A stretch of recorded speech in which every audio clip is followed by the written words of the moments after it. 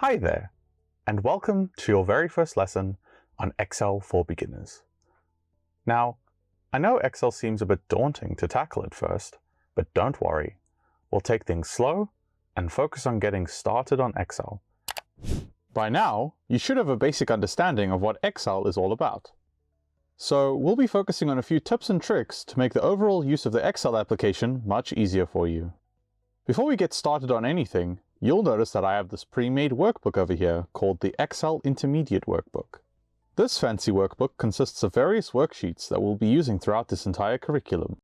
Let's go to the grocery sales worksheet in our Excel Advanced Workbook. See these total rows over here? If we're going to calculate the total for January, February, and March, we could just go and select the individual cells of each grocery item across each month.